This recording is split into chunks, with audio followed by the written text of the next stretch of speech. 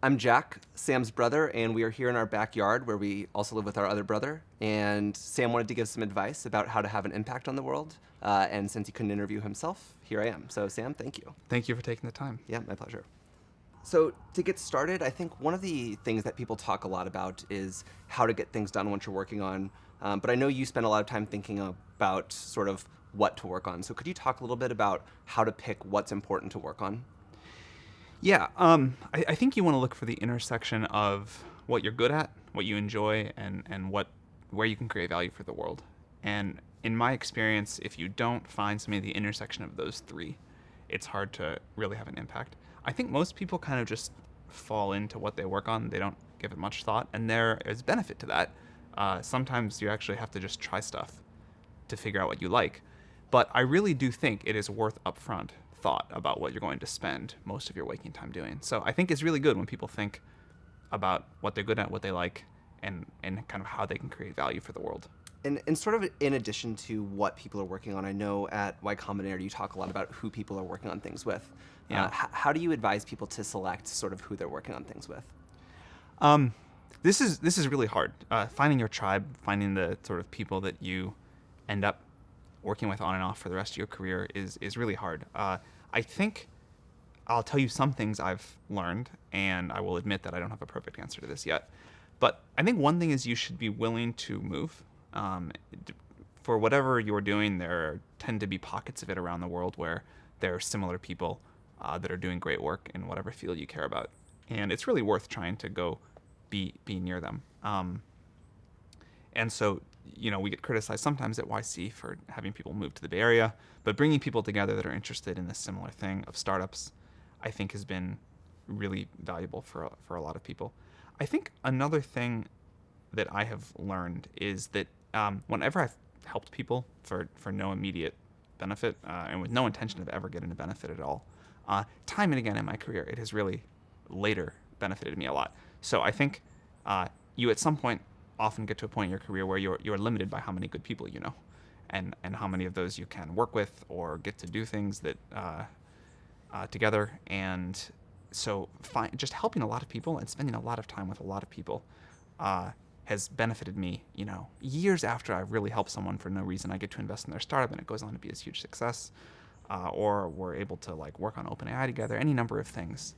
I think just trying to help a lot of people, and out of that seeing who is really impressive and who gets things done is helpful. And in terms of how to actually get things done, so you've selected what to work on, who to work on it with, you think maybe you found your tribe, and then kind of now what? What are sort of the best ways to actually accomplish big things? Well, there's a Charlie Rose quote on this that I've always loved, and I've since added one more element to it. But the quote is that the way things get done in the world are through a combination of focus and personal connection. And the additional point I would make, after having thought about it for a while, is that the third factor is self-belief. You really have to have a deep-seated personal conviction that this thing you're going to do, that a lot of people say is really stupid, is going to work and going to be important. But I think those three things, focus, personal connections, and self-belief, in my experience, are how things get done in the world. So since you were, as long as, you've grown up, and certainly through your 20s and now, you've worked incredibly hard, and I know that a lot of the people around you have worked very hard. What's sort of the advice or the way that you think about your work-life balance in your 20s, and what do you recommend to people who want to do these things and also want to, experience their 20s? Well, I don't think I work as hard as a lot of people. I think I do work pretty hard.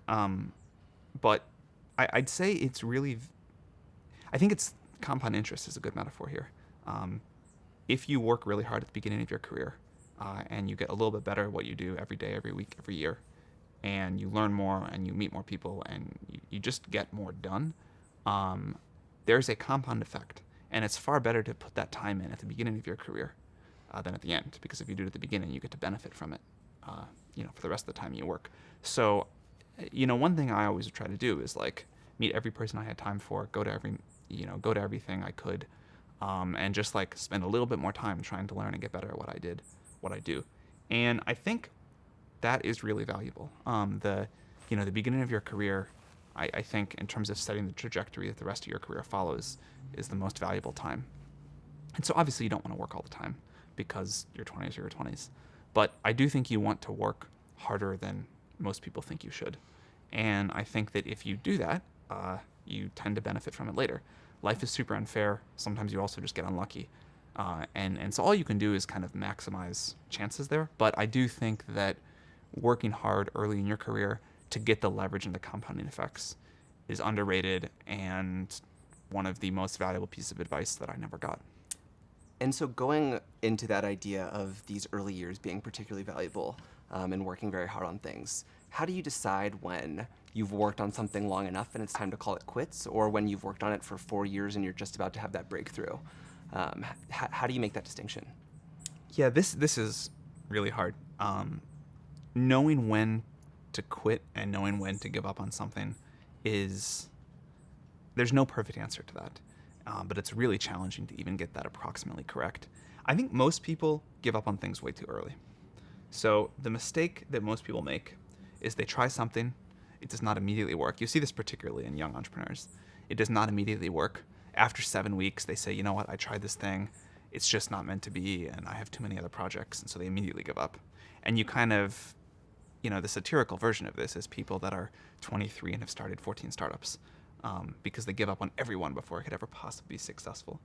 These things are really hard. They take a very long time. There are a lot of critics. There are a lot of people who say this thing sucks. It's going to fail. It's really stupid. And then also there's like what at YC we call the trough of sorrow, where no one even bothers to say it sucks because no one cares at all. And that is at least as demotivating. Most of the founders that I have spent a lot of time with that have gone on to be super successful spent a very long time on their idea when a lot of other people would have given up. And either people said it sucks or people said nothing at all. And a framework that I have for when to give up and when to keep working is it should be an internal, not an external decision. If people aren't using it or if people are saying it's bad, that alone is not a reason to give up. You want to pay some attention to that. They might be right. But I think the best entrepreneurs I know, they make an internal decision about when to give up or when to keep working on something. It's basically when you have run out of ideas and something is not working, then it's a good time to stop.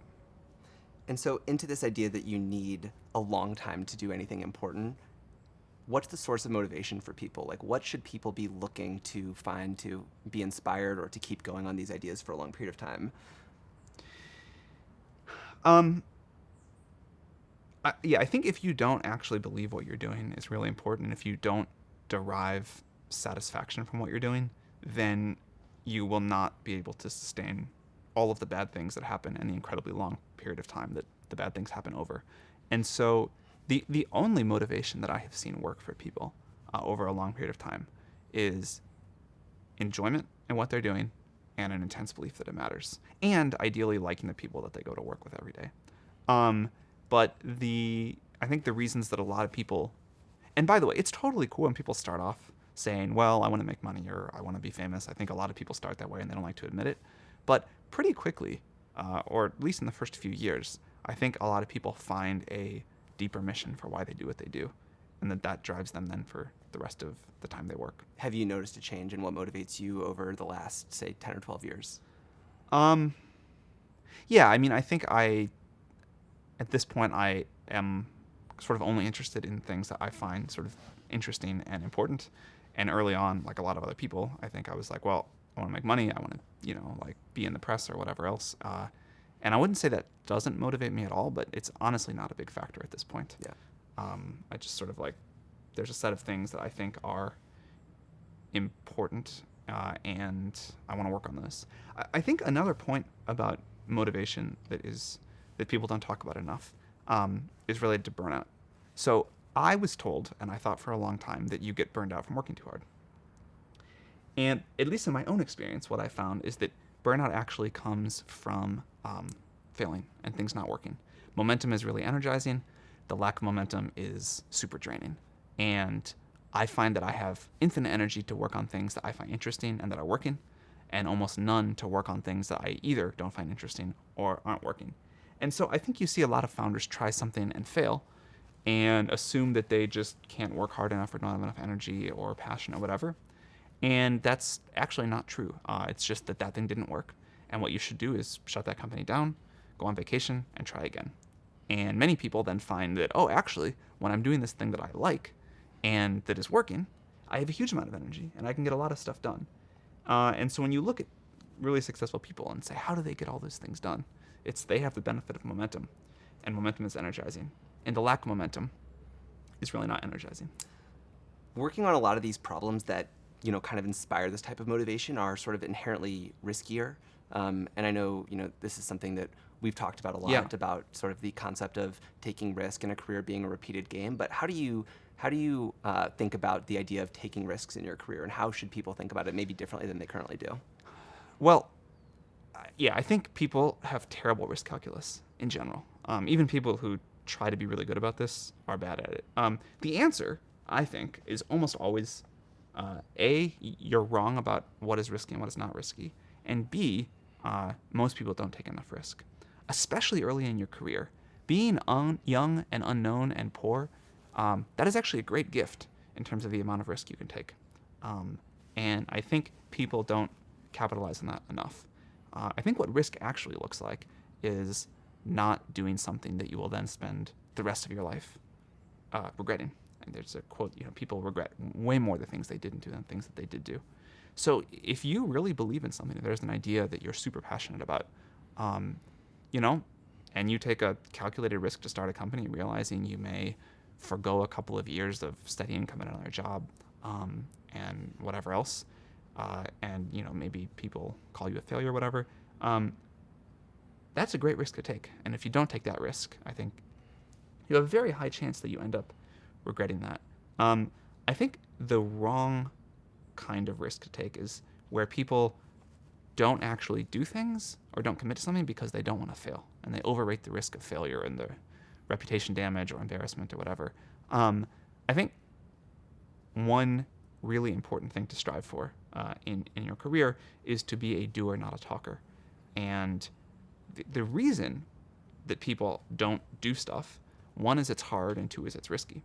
And so you have these people that you know, want to dabble in a bunch of different projects but never be all in on one. And I think it's this combination of work and risk. And it's, you know, I think that's really bad. I think history belongs to the doers.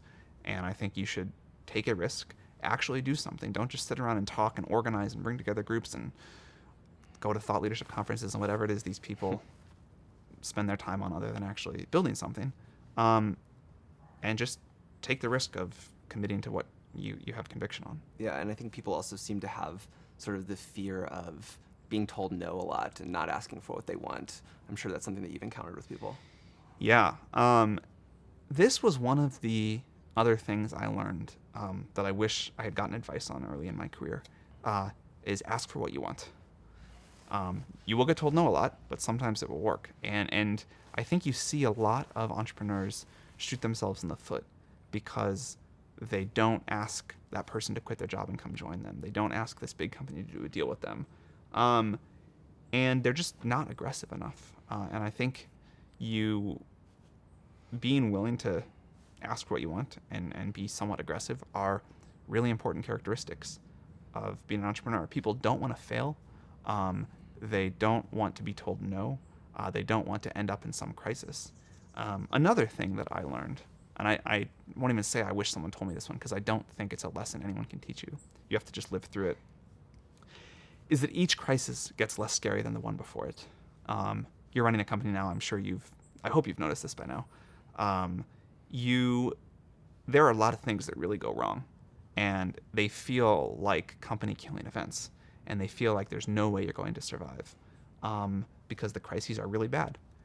And the thing you learn is that you generally do survive these, and that the world doesn't usually end. And even if in the moment something happens, you have no idea how you're going to get around it, you eventually figure out a way. And because of that, on the 19th major crisis, you're like, well, I survived the first 18. I'll probably get through this one. Right. And you kind of just do. Yeah, definitely that rings true. So switching into a bit topic of sort of money and sort of the long-term view of it and how people can think about it most clearly, I'm actually going to start with a quick story that I think illustrates a bit of sort of your views.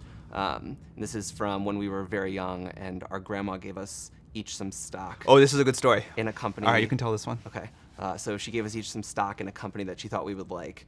And so, as you like to point out, I was heavier as a child, and one of the things I liked was Applebee's, and you were hacking away on computers, and one of the things you liked was Apple. And so we each got an equal amount of Apple and Applebee's. This is like 20 years ago. This We is were like kids. 20 years Yeah. ago. And I think neither of us has sold it. In fact, you nicely brought me my Applebee's stock back from St. Louis recently. Your stock certificates. my It was stock so long ago. certificates. It was still paper Yeah, certificates. and I think inflation adjusted, I've probably lost half my value there, whereas I think your Apple has gone up something like, I don't even want to think about it, hundreds of Yeah, times. it's been a lot. How do you think about sort of the long-term willingness to hold on to things? What are the advantages somebody has early in their career? How should people think about money when they're young? Yeah, I still have those Apple shares marked in my brokerage account as grandma's birthday Apple shares. I have Yeah, I'll never trade sold you. one. No, I'm good. I'm going to keep them. I should benchmark them against Applebee's. So I think that one of the few arbitrage opportunities left in the market is time. I think we have gotten really good at high-frequency trading. We have gotten really good at the price of things, and we have gotten worse at the long-term value. And I don't think you can go beat the market in a lot of ways. But the one way I do is by making a long-term commitment to something. I think that my new belief on how long I should hold stock in the best companies I invest in is forever. And I think, in a world where people are increasingly focused on the tick and the quarterly earnings cycle, you should try and go in the other direction. And this is a great way to generate value and wealth. And so I think that when you're thinking about a startup, it's really worthwhile to think about something you're willing to make a very long-term commitment to, because that is where the current void in the market is. I think you get paid as a founder for the wealth you create for other people. So there's this view of the world that business is all about like trying to steal money, and sometimes that's true, but the best companies just create massive amounts of value for the world, and then they capture some of that for themselves, but they capture far less than they create, and they do it over a very long period of time. So if you're going to be one of those companies, I think you want to make a super long-term commitment to yourself and others that are going to work on it with you, that this is going to take a long time. But it is worth waiting, because you will make far more money over the long horizon by doing this company really well than a bunch of short-term things along the way.